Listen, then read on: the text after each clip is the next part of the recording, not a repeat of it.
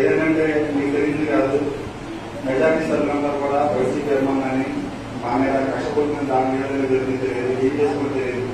Sir appointment ఒకసారి మా slab committee slab అనేది రాష్ట్రంలో పనిచేస్తుంటే నేను నేషనల్ లో కూడా ట్రెజరర్గా పనిచేస్తాను. మేము ఇలాంటి మన కాలం 830 ఉన్నాయి నేషనల్ వైడ్. దాంట్లో కూడా ట్రెజరర్ గాను స్లాబ్ కమిటీకి సెక్రటరీగా ఉన్నాను. సార్ అపాయింట్మెంట్ ఇస్తే స్లాబ్ కమిటీకి సార్ కూడా తింటున్నాం.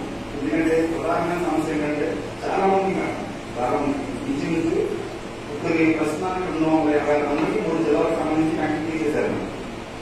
ప్రభుత్వం చేస్తే లాగుంది.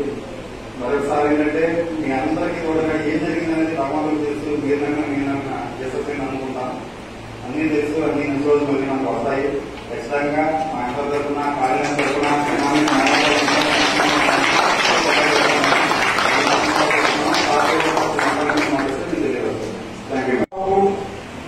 జబ్బువాడిని బాగా రావడం చాలా మంది అనుభవం.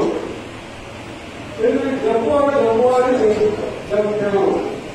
ఇప్పుడు ఎగ్జాంపుల్ ఆ మూడు దేవాలయం కాలనీ సెక్రటరీ ఇక్కడ భూములు అలా ఎందుకంటే మా కాలనీ ఆ భూముల్ని వాటిని పెళ్లి చేస్తే వాళ్ళు హాయిగా లాభం చేసుకుంటారు. బయటికి చెప్తారు బాగా అంటే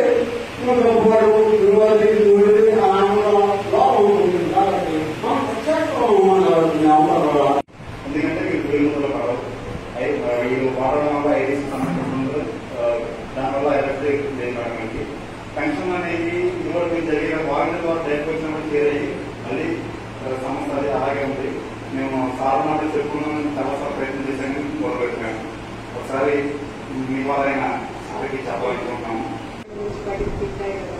అట్లా ఇట్లా కథలన్నీ మనం చదివినప్పుడు మన మనసులో ధైర్యం పుట్టాలి. ఎందుకంటే యేసుప్రభు ఏమన్నాడు, నేను తీర్పు తీర్చడానికి రాలేదు, మన తప్పులు ఎంచడానికి రాలేదు, మనల్ని రక్షించడానికే వచ్చినాడు, మంచి మార్గంలో రక్షించడానికే వచ్చినాడు.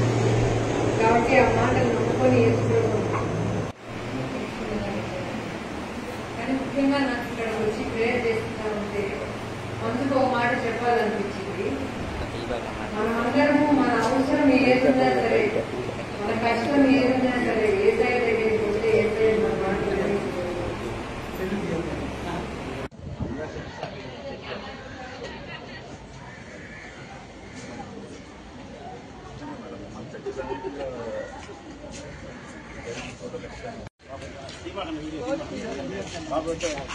శ్రీమాన్